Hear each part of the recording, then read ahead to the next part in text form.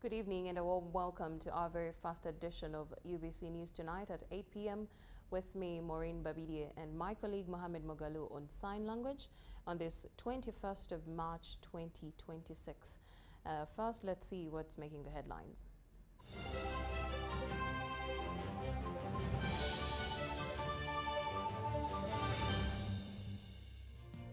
In our headlines tonight, President Museveni and William Ruto of Kenya launch construction of the Kisumu-Malaba railway extension.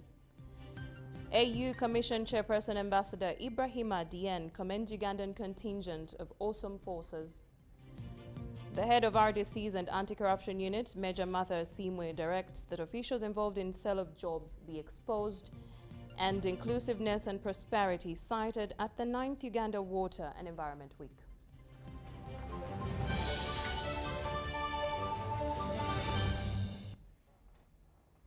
Welcome aboard. In our first report, President Museveni has joined his Kenyan counterpart William Ruto in Kisumu for the launch of construction works on the Kisumu-Malaba standard gauge railway. The project is expected to lower transport costs, ease cargo movement, and strengthen trade across East Africa. Take a look. Yoweri Kaguta Museveni was received in Kisumu by senior Kenyan officials and later held talks with President Ruto, with discussions focusing on regional trade, infrastructure, and economic integration. The two leaders then proceeded to jointly launch construction of the Kisumu-Malaba standard gauge rail extension. The launch was marked by the symbolic tightening of bolts on the rail track. The Kisumu-Malaba extension is part of a wider regional rail network expected to link the port of Mombasa to Uganda and onward to Rwanda, Burundi, South Sudan, and the Democratic Republic of Congo. President William Ruto said the project builds on a long history of rail shaping trade and growth in the region. That is the lesson of history. That infrastructure development does not just connect places, it often creates them. It determines where opportunity thrives, where investment flows, and where prosperity takes root. Unfortunately, the 130-year-old meter gauge railway line that was once a lifeline of regional commerce was neglected and gradually fell into disrepair, losing both its vitality and transformative impact. He said the new line is key to unlocking regional integration. Above all, this railway will bring life to our long-held aspiration for true regional integration, for which Your Excellency President Museveni, as the chair of our East African Community region now, I promise and pledge to work with you as the champion of integration in our continent, that the vision of an East Africa that is integrated, that is united and works together becomes a reality in this generation. On his part, President Yoweri Kaguta Museveni described rail as central to reorganizing Uganda's transport system. That the railway is part of the rationalization of our transport system, especially on the Uganda side, which is irrational and wasteful. Why? Because the items being transported are concentrated on the road, i.e. passengers, light cargo, heavy cargo, petroleum products are all on the roads. He said Uganda plans to shift heavy cargo to rail, petroleum to pipelines and water transport, while reserving roads for passengers and light goods. Museveni also outlined Uganda's expansion plans for the rail network. I want to congratulate Kenya for struggling and bringing the railway from Mombasa to Nairobi, from Nairobi to Naivasha, now from Naivasha to here, and now from here to Malaba. We are going to push our part. We are already pushing our part from Malaba to Kampala, from Kampala to Kasese, Kasese to Mpondwe, linking with DRC, And then we are working on the railway from Tororo to Gulu to Nimule to Juba, and also on the line from Bihanga to Kigali, on the other, a branch. The SGR project is expected to improve cargo movement along the northern corridor, support key sectors around the Lake Victoria Basin, and strengthen trade links between coastal and land-linked countries.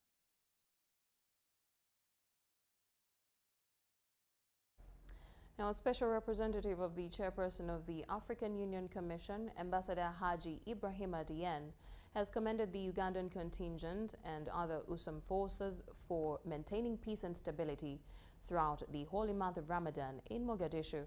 He was speaking during celebrations to mark Eid el-Fitri with Somali communities in Mogadishu at Sector 1 headquarters. The force is serving under the African Union Support and Stabilization Mission in Somalia. He said the peace enjoyed during Ramadan was possible by the sacrifice, commitment and professionalism of forces on the ground. He urged the troops to remain professional, disciplined and focused as they support Somalia's journey towards lasting peace while respecting the culture and traditions of its people. Uganda's Deputy Ambassador to Somalia, Major General retired Nathan Mugisha, said it was the first time since 2007 that Ramadan had passed without the Al-Shabaab attack in Mogadishu. The awesome force commander, Lieutenant General Sam Kavuma, congratulated the Muslim faithful upon completing Ramadan and called on troops to sustain vigilance, operational tempo, and coordination in both defensive and offensive operations to deny Al-Shabaab any opportunity to regroup. The Ugandan contingent commander, Brigadier General Jackson Kayanja, thanked the Muslims for their devotion and commended the Somali community for solidarity and support to the UPDF. Representing the Somali community, Captain Halima Ahmed Asser appreciated President Yoweri Museveni for deploying Ugandan troops to support Somalia's peace and security. In a related development, UPDF Battle Group 46 held a separate Eid dinner with the Muslim community in Arabiska, Mogadishu.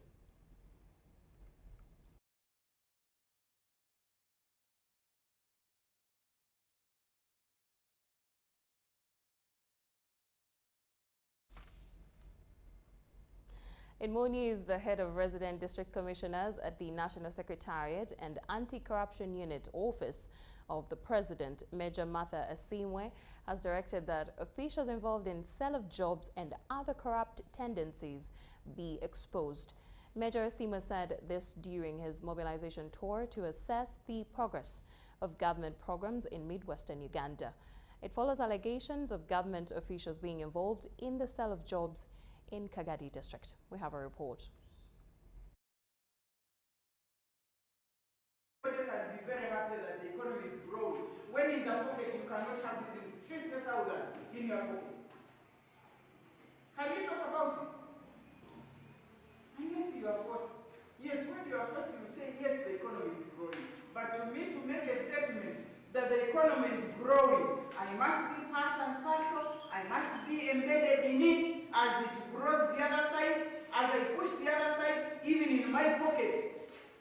We were only given 600, and the condition was attached to the head of the department, who takes more than 500. Almost, as a district, you can analyze the state at which we are. Recently, when we were sharing with the daily services, when we had visited our district, it was said that at least we should recruit at 50% level. Now, 50% of 16 billion, that is 8 billion. Intern doctors, because where there are no specialists, you can't have intern doctors. So we are now going to receive intern doctors, and at the end of the day, a proportion of those who are sick and need help from doctors will increase. And I want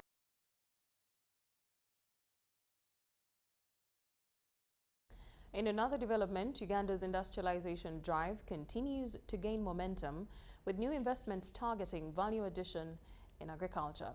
Minister for Trade, Industry and Cooperatives, Francis Mwebesa, says the project aligns with Uganda's 4th National Development Plan. Industrialization has received a boost with the establishment of a mega fruit processing facility by Oranagate. During an inspection of the plant, Trade Minister Francis Mwebesa said the project aligns with the 4th National Development Plan, which prioritizes private sector-led growth. The facility will provide a stable market and boost export potential. So the program, the people are going to be assured where to get the market, their fruits. Then secondly, as we said already, is also the idea of employment for people to come to our people. And thirdly, it is also another idea of our export. And so the project fits beyond what the government program. The facility is expected to address challenges faced by fruit farmers, including post-harvest losses and limited market access.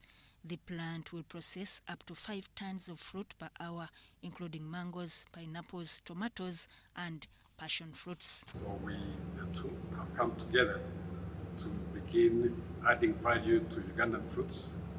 Ugandan fruits are generally organic, though they are not certified. Most of it is not certified, but generally organic and among the sweetest probably. And as my partner will say, very comparable only to Costa Rica's pineapples. But besides pineapples, we shall also be processing mangoes, we shall be processing passion fruits, and on top of that, we shall also be doing the beverages aside. Oranaget also plans to establish a nucleus farm to train farmers in modern agronomy and ensure consistent supply. All kind of industrial fruit in the world market. Our contribution is to make sure that the quality which comes out of these perfect, beautiful fruits you have in Uganda will be of up to the world market standard, and it will be of the best quality. We will take care of all the technical issues, and we will take care of getting all the products sold in the world market to an optimal price.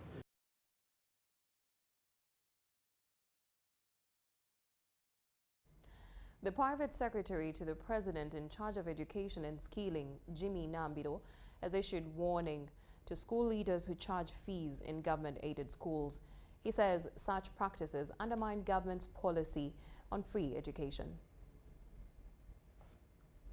Is to have universal education, really universal. As the schools reopen for a new term, learners report for lessons despite financial constraints their families face. Many parents can't meet school requirements, even in government-aided institutions where education is free. However, the private secretary to the president in charge of education and skilling, Jimmy Nambiro, says charging school fees in public schools is against the government policy of supporting underprivileged learners. Now, like this term, many parents who are watching us should know that it's a term for registering candidates. Registration for every candidate who is in a UPE school, who is in a CD school, a UZ school, the government, the president ensures that every candidate is paid for. So the headmasters, sometimes they use what I would call the ignorance of the parents, and they charge again for the same. After the school's tour in Mbale, Manafa, among other areas, he instructed the leaders to stop collecting school fees in public institutions.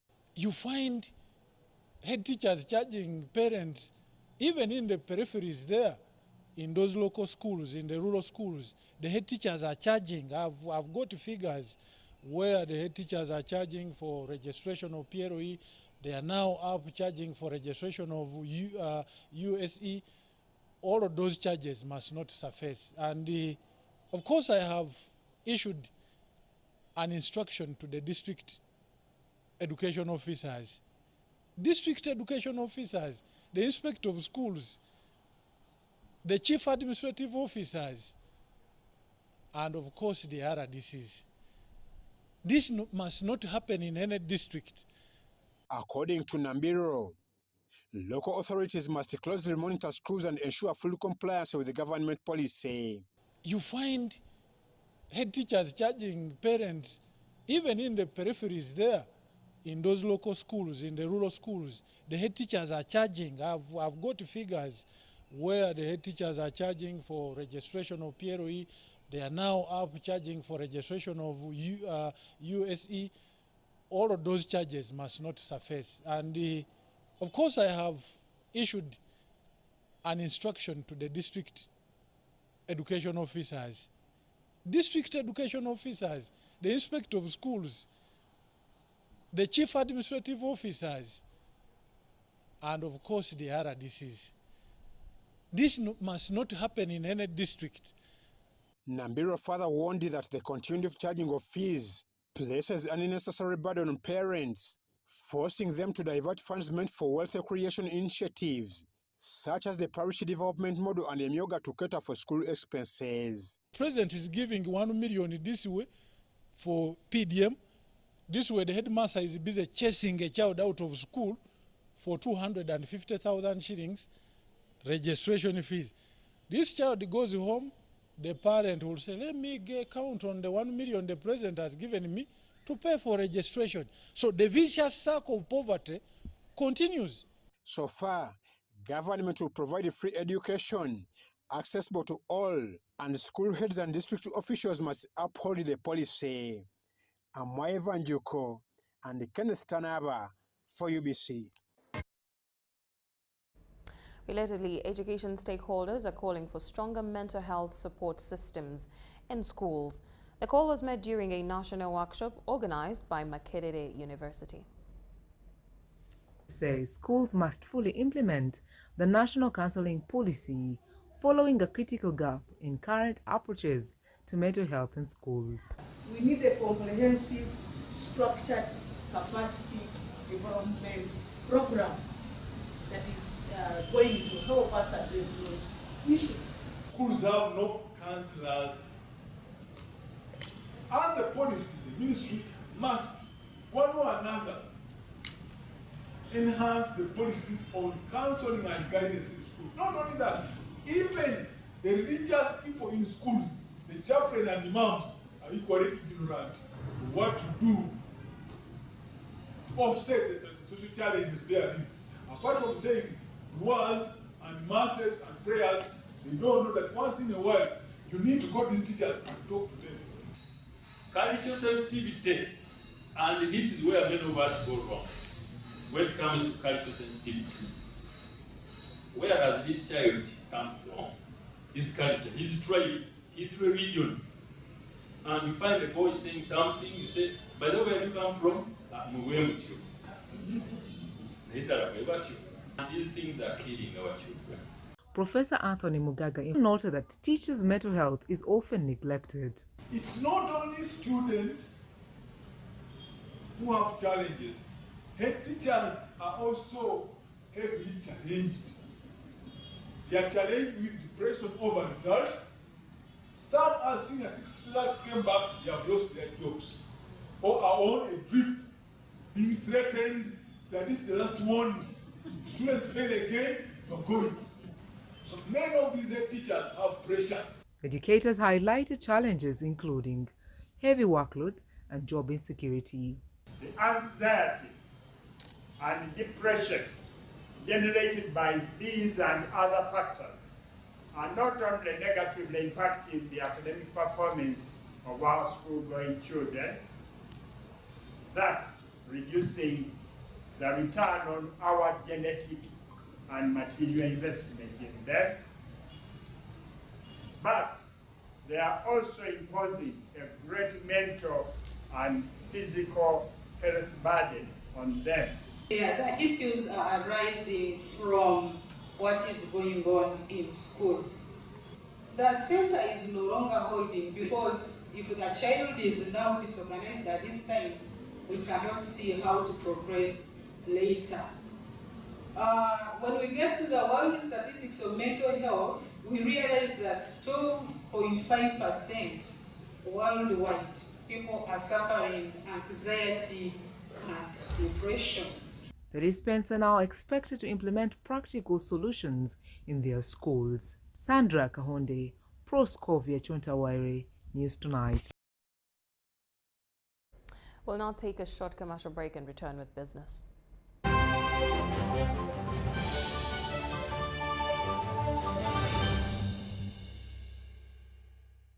So, Muchara. Yes, Daddy. You know the children are going back to school and things are a bit tight, huh? For now, why don't you take half of the fees to junior school, and for the school van contribution, we shall pay later. Daddy, why don't we pay using MTN Momo, where we stand a chance of winning school fees for a whole year and more? By the way, you can also apply for a school fees loan, and also participating schools can win a school van. That's right! Win school fees for a whole year and more. Get Momo goodies and a school van for participating schools. You can also apply for a school fees loan. Simply dial *165*80# or use the Momo app.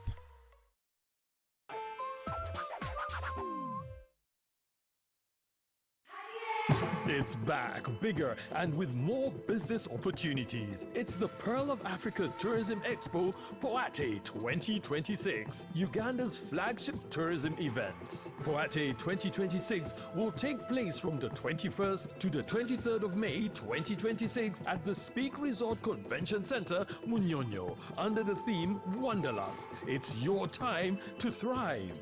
Yes, it's your time to tap into Uganda's renewed optimism and tourism growth. Tourism stakeholders, travel trade partners, and tourism enthusiasts will be part of the Poate 2026. Come and network with like-minded people and unlock new business opportunities. To participate, register at www.poate.co.ug. Poate 2026 is brought to you by Uganda Tourism Board and partners. For 100 years, Nyakasura School has shaped minds, built character, and raised generations of leaders. My name is Patrick Bidature. I'm the chairman of the alumni, and I am delighted to be telling you today that on the 26th of March, we celebrate something truly extraordinary. We have invited His Excellency, the President of Uganda, to come and join us as we mark 100 years of this school. So I call upon every old boy to make a contribution. Whatever it takes, let's make this a historic moment. Send your donation to Equity Bank account 101320303891. For details, contact Samuel Kazova on 0772 636293. Nyakasura School, celebrating 100 years of excellence.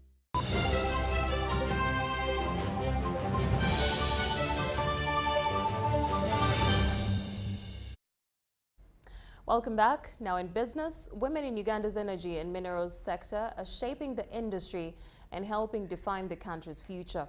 However, despite steady progress in promoting gender inclusion, the sector is still largely male-dominated.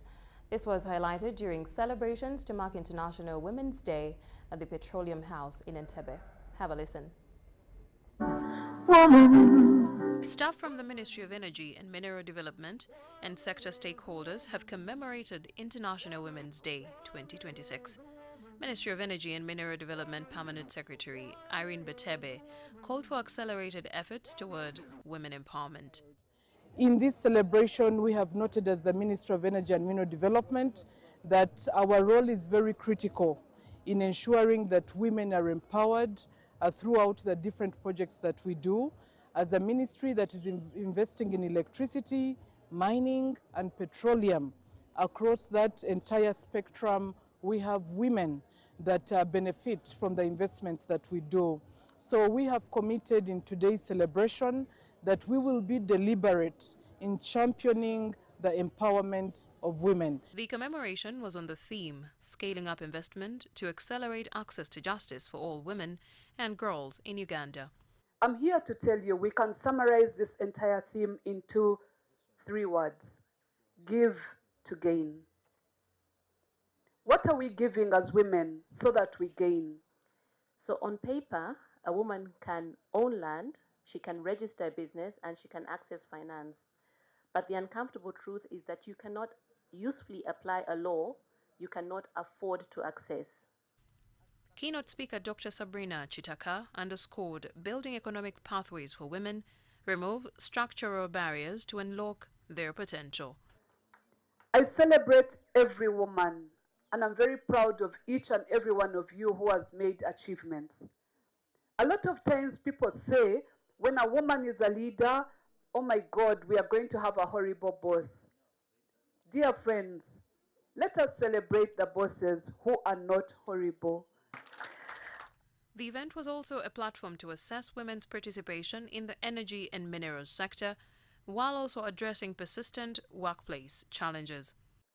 The second way we've been able to be seen that we are intentional is the numbers of women in positions of power in this ministry.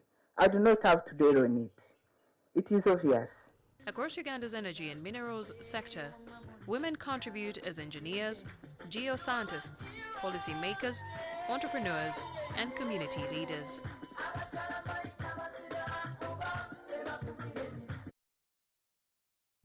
Still relatedly, women entrepreneurs have been urged to take advantage of government programs to improve their livelihoods. The head of mobilization at State House Local Content Unit, Niwagaba Arthur, says supporting women in business improves livelihoods. Niwagaba Arthur from the State House Local Content Unit encouraged women to embrace government initiatives aimed at poverty eradication. I have seen innovative Ugandans. I have seen people who are so innovative. I have seen our ladies who are trying to make so many things to bring to the market so that they can earn. I have seen women who are making shoes. Kasangati NRA Mobilization Chairperson Ede Moyimbwa urged women to utilize the opportunities available to them. We are here. We have seen our women. They are into farming, they are into crafts, they are into tailoring, so they can go and get money to come at home and feed the children. We have seen our women here. Some of them are widows. Some of them don't have husbands.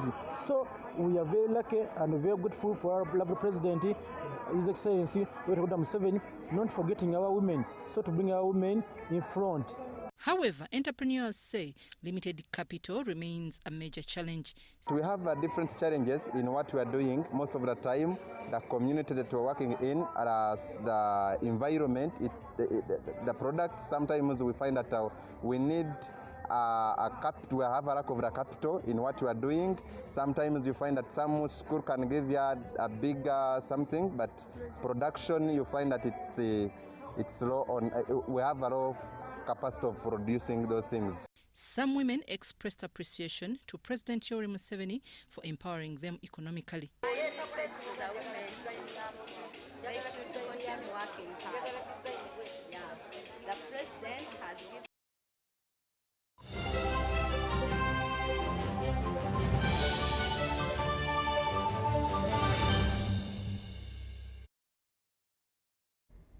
And now in sports, the Ministry of Water and Environment has hosted an inaugural swimming gala at the Green Hill Academy as part of activities to commemorate the 9th Water and Environment Week.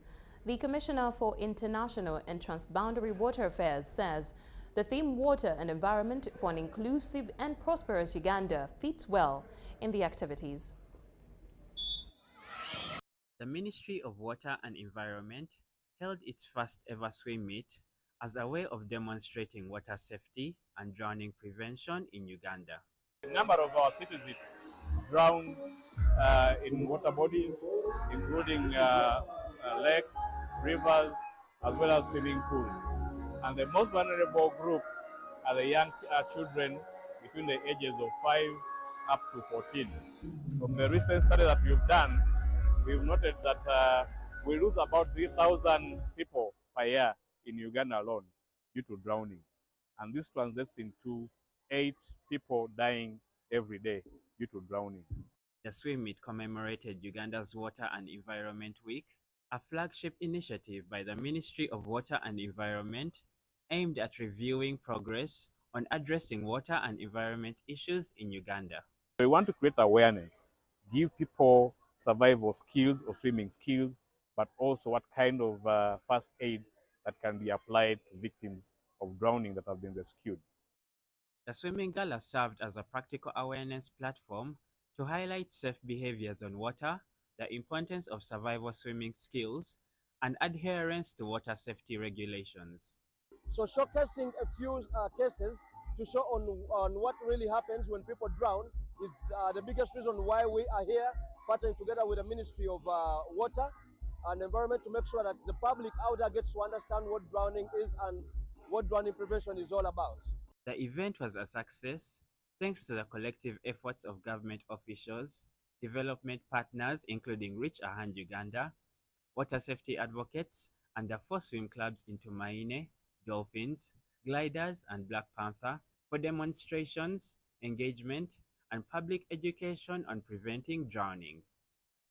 Marsha Mira Victor, UBC News. Thank you, Marsha, for that report. And now that brings us to the end of our first edition of UBC News Tonight. Thank you so much for watching. My name is Moureen Babirye with my colleague Mohamed Mugalu. Up next is the Business Roundup. I'll see you at 10.